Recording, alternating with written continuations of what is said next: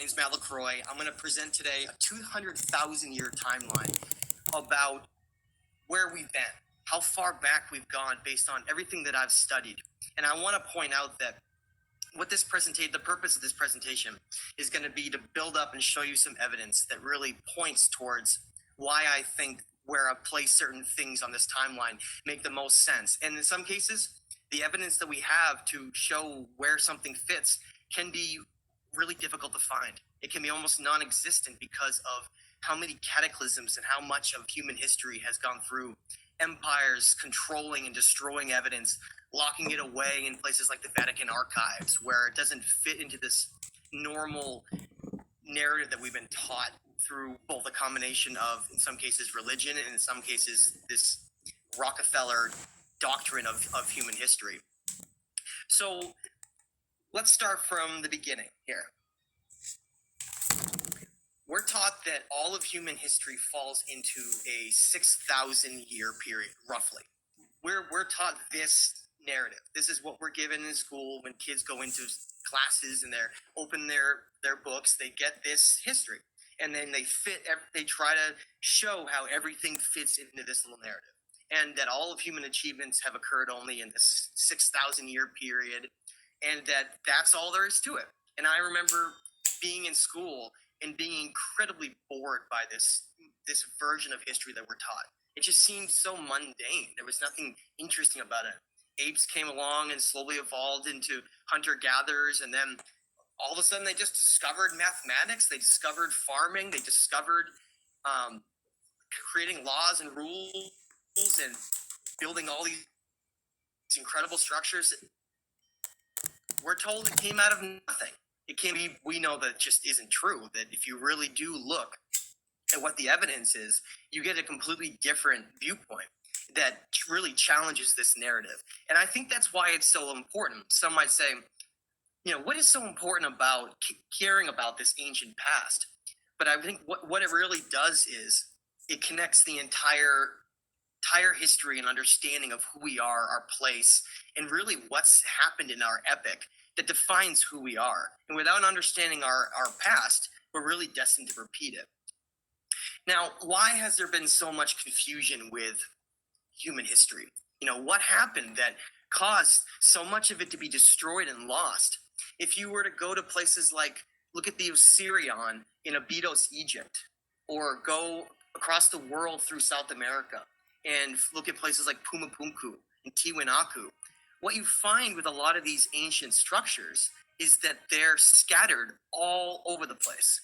And in many cases, they're destroyed. Pieces are lying everywhere, strewn everywhere, and you say to yourself, what happened to that ancient culture? Why is there so much destruction seen on a lot of these ancient structures? And one of the things that kept coming up in my mind was I was always someone who was fascinated by geology and climatology, fascinated by it. And when I used to learn about where I live here in Maine and the fact that there was 2 miles of ice above my head where I'm talking right now, only 10 to 11,000 years ago, that much ice, it really makes you have to reimagine what kinds of cataclysms could have been possible when you got those shifts back and forth like that.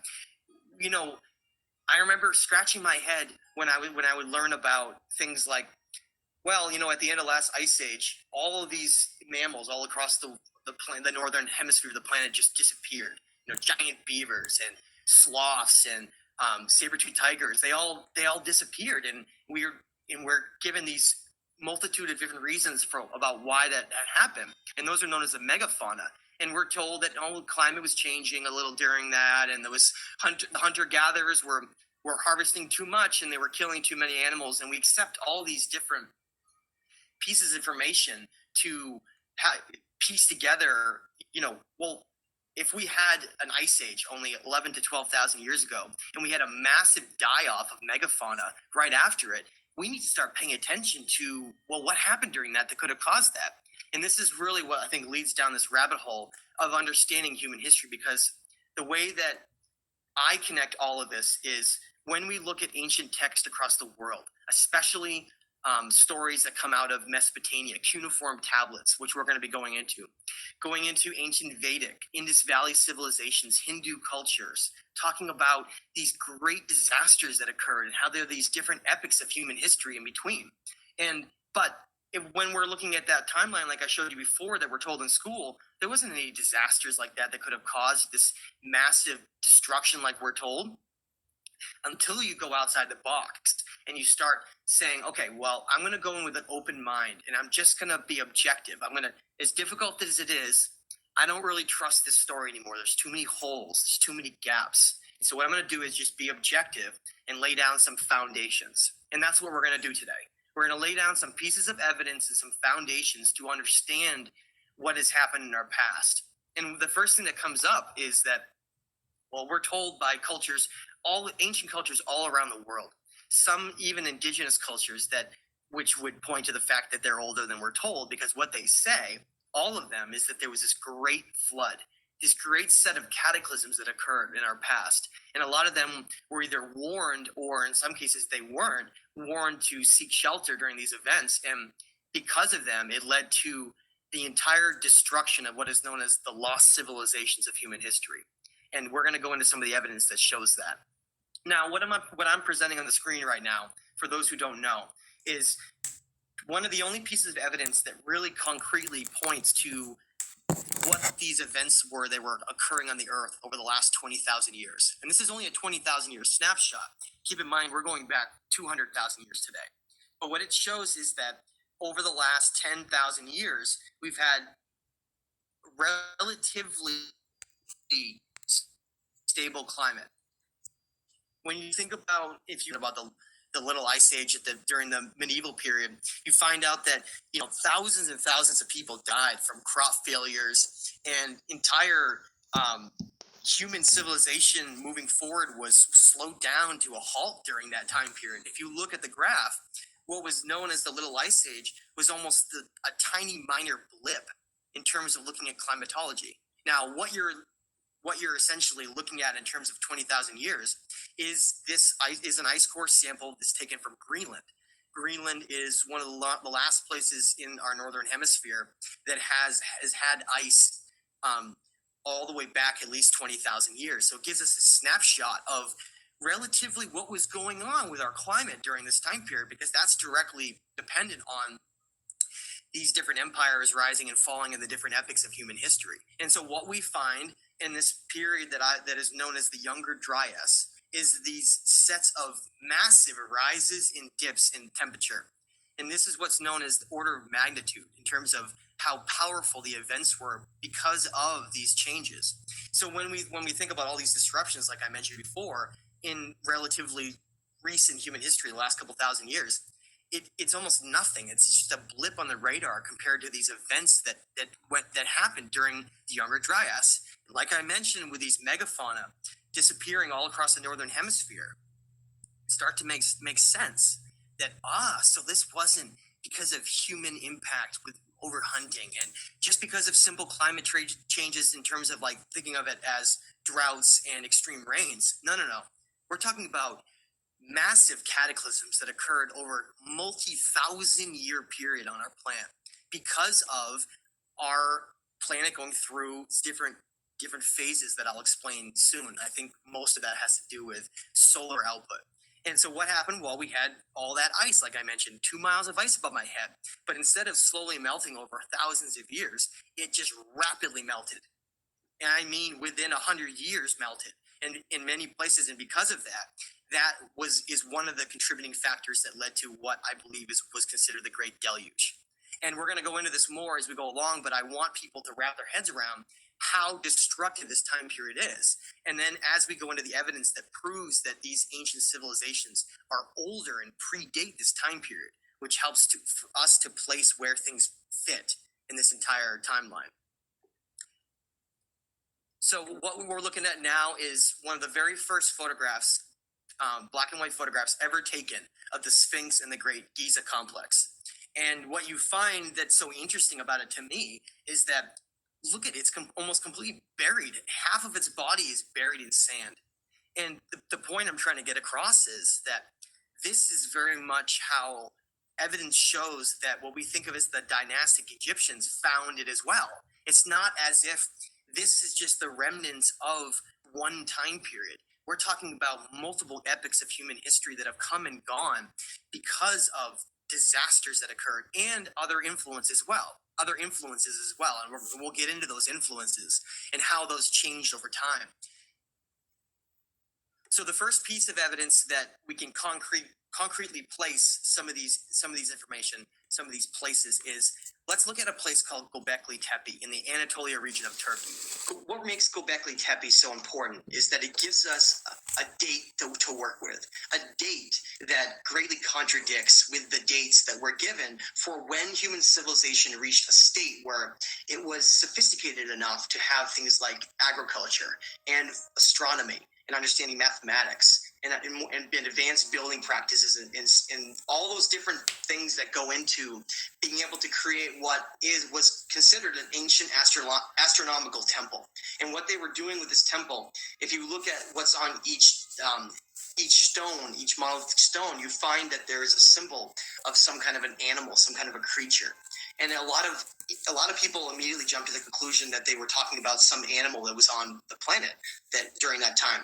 But what you really find when you look at the depictions of what they have, things like a scorpion, you find that it's an astronomical calendar of the heavens. They're talking about different constellations. And so we're looking at an advanced temple, basically mapping the heavens. And what are they looking for, right? It's not just that they were trying to understand the constellations moving in the sky so they can know more about themselves. It was actually much more complicated than that. What they were tracking was known as the zodiac ages and the changes of the precession of the equinox. Why they were so obsessed with that? Well, you find that in cultures all around the world that built these types of temples that have to do with certain locational proximity to, having constellations of stars and perfect north and south alignments. What they're doing is they're tracking the heavens. Now, why would they want to do that? Well, what you'll find out as we go along here is that when we were showing you those ice core samples, these cataclysms that occurred 10 to 12,000 years ago, you find out that is maybe a cyclical thing. It may happen every single between 10 and potentially as long as 20,000 years. But the date that seems to be coming up is about every 12,000 years. Something seems to keep happening when potentially our sun goes from a solar maximum to a minimum or a minimum to a maximum. And think about it. When 12,000 years ago, almost right now, we had basically a massive ice age covering the entire northern hemisphere, and that was during a solar minimum. And then what happened? Going from a solar minimum to a maximum, disaster and cataclysms occurred. All the ice melted, our Earth warmed up, and before long, we were into a completely different cycle. And I think we're going through the opposite of that right now as we go from a very warm planet to eventually what's going to be a cooling coming up in our future. So as I was saying before, Göbekli Tepe makes us have to scratch our head because it gives us a date for this astronomical temple, this temple that maps the heavens. It gives us a date that's more than double the age of when human civilization was supposed to be that sophisticated to have that type of knowledge. That's what's so important about this. So you have the first question is, well, is Göbekli Tepe the only ancient site that has a date that's totally different than what we're told? And the answer really is that all around the ancient world, as I stated, from Peru to Lebanon to Iran, all the way to Japan, India, we find this sophisticated building that is completely completely impossible to. And for those who don't know what the Mohs hardness scale is, in that timeline I showed you at the beginning, that 6,000 year timeline of human history, we have these different ages. The Bronze Age, okay, ages that move on to industrial ages, and in those ages, there's certain technologies that are present for those people. And during what we're told was the ancient Mesopotamian world in Iran and Lebanon, what we're told was the Bronze Age, okay, according to our books. Now, the problem with that is, according to the Mohs hardness scale, Bronze Age tools wouldn't be able to carve these types of rocks because most of them are granitic and they're very, very hard. They have a higher number on the Mohs hardness scale than the tools that they were working with. And that means that it would be impossible to cut them into these incredible sculptures, because you would basically just be pounding on something and you would break your tool. You wouldn't even be able to get anywhere. But instead, we have this incredible building all around the ancient world, as I said. It is, in some cases, like the bottom right on the slide I'm showing, that's Sacsayhuaman near Cusco, Peru. And instead of blocks being put on, almost looks like they were somehow melted and put together in a very strange type of complex that goes even beyond what we're talking about here. What kind of technology could have even done that? Because we can't even do that today. And I think that's what echoes all throughout a lot of these ancient sites, whether or not it's ancient Egypt with the great pyramids, the Osirion, looking all the way down through the megalithic structures like outside Karnak, and down through Luxor, and down into looking at the obelisk, the unfinished obelisk. All those structures would have been impossible for what we think of as the dynastic age of Egyptians to carve, because it's too hard for those types of tools.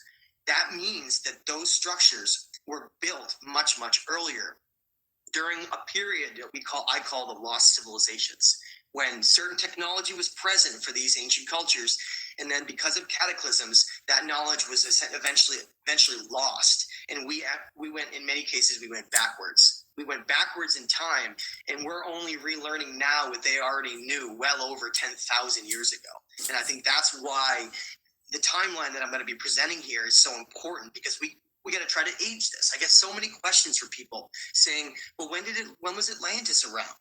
When was Eridu around? When were the Indus Valley civilizations created? And so that's where we're going to try to piece all of this together.